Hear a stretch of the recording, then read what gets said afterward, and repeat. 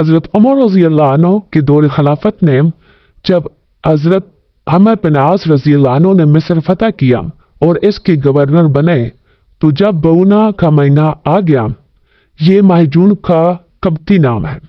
महीना के शुरू होते ही मिस्र के कदीम कब्ती बाशिंदों का एक वफ्द हजरत आमिर बिन आस के पास आया और कहने लगा कि जनाब अमीर, हमारे दरिया नील को एक आदत ऐसी पड़ी हुई है कि अगर इसे पूरा न किया जाए तो वो बहना बंद हो जाता है। हजरत आमिर बिन आस ने पूछा, वो क्या? कहने लगे, आदत यह है कि महीना की 12 रातें जब पूरी हो जाती हैं तो हम एक नौजवान दोशीज़ा को तलाश करके इसके वालिदैन को राजी करते हैं और इसे बेहतरीन जेवर और कपड़ों से आरास्ता करके दरिया में डाल देते हैं। इसके बाद वो खूब बहने लगता है। हजरत आमिर बिन आस ने फरमाया, इस्लाम में ऐसा नहीं हो सकता।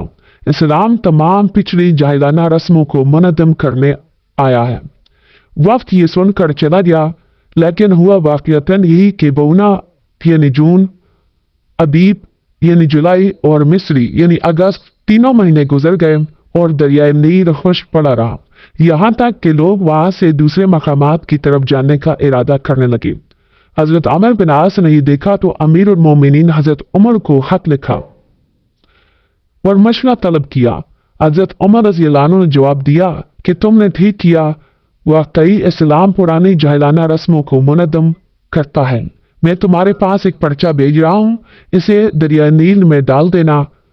जब हजरत उमर बिन आस ने वो पर्चा खोल कर देखा तो इसमें लिखा था, जिसका तर्जुमा है, अल्लाह के बंदे अमीरुल मोमिनीन उमर की तरफ से मिस्र के दरिया नील के नाम।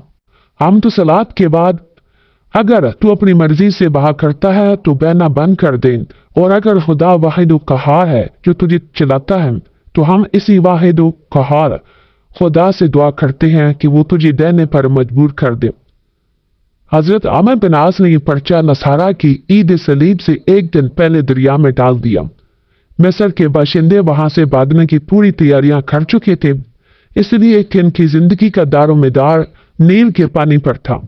लेकिन ईद सलीब के दिन जब सुबह को जाकर देखा तो नील पूरी आबोताब के साथ बहना शुरू हो चुका था और एक रात में पानी की सतह 16 ज़रा बुलंद हो गई थी। ज़रा एक पैमाना का नाम है, बाजू का वो हिस्सा जो कोने से शुरू होकर दरमियानी उंगली के सिरे पर खत्म होता है।